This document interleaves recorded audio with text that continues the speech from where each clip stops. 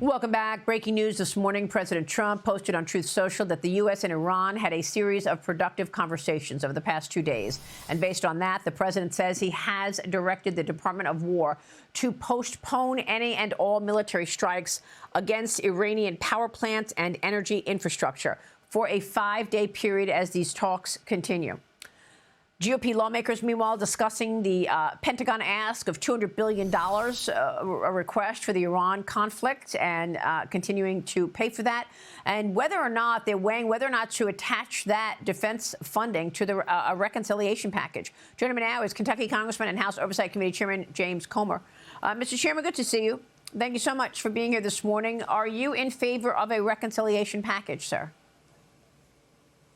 I'm in favor of a reconciliation package. Remember, reconciliation means it has to balance. So if you increase spending $200 billion for something, you have to cut something $200 billion. So I think that's a great way to move forward. I don't like where we are with having to fight this battle in Iran. But remember, this is cleaning up Joe Biden and Barack Obama's mess. Unfortunately, it landed in President Trump's lap, and I think he's doing everything he can considering it's a terrible situation. Now, the president this morning said that talks are going well and that he's directed the military to halt and postpone any strikes on Iran. Iran State TV is reporting. I don't know if we can believe Iran State TV, but Iran State TV says that Trump capitulated. There are no direct or indirect talks taking place with the Trump regime. This is from a spokesperson for the IRGC, and it is being run on Iran State TV, with the Foreign Ministry of Iran claiming that President Trump's remarks on day 5, a halt to strike on Iranian energy infrastructure, is a ploy to buy time for military preparations. What is your reaction?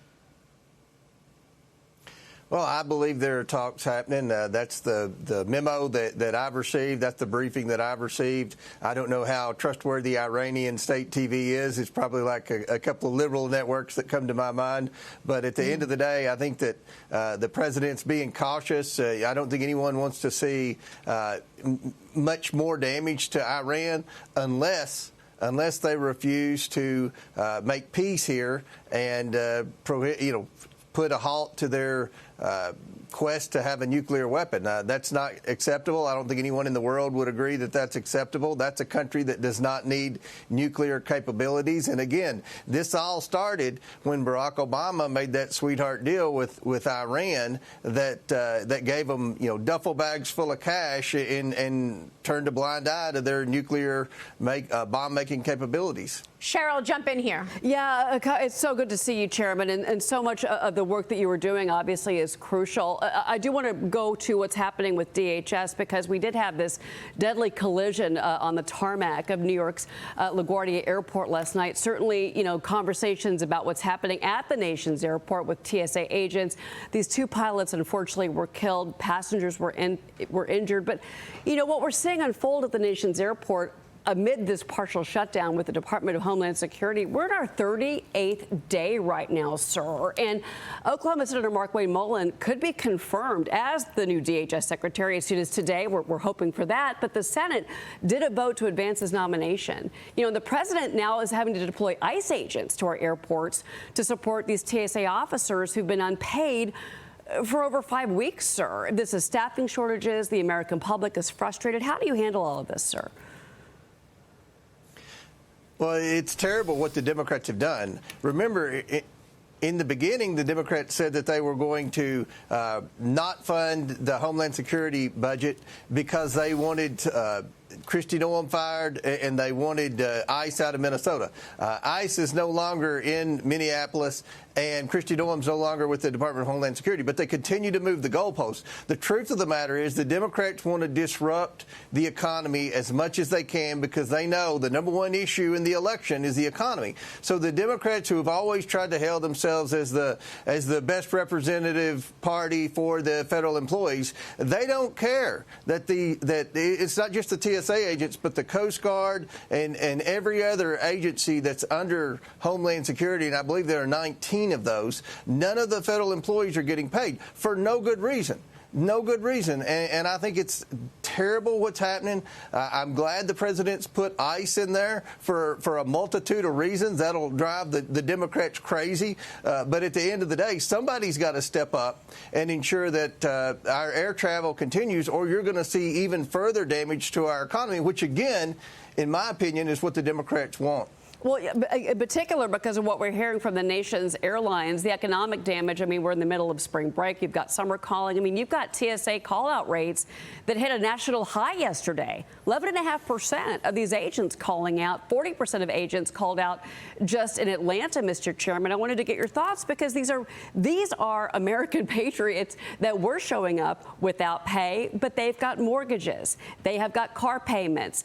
They have got health care. All of these things are suffering. And we had more than 1,100 agents quit in the fall. At least 300 have quit this go round. Sir, is there anything that you can do from your position right now to help these TSA agents to remain on the job and, frankly, get their bills paid? Elon Musk is offering to pay their salaries, but I'm not sure that that's legally possible, sir.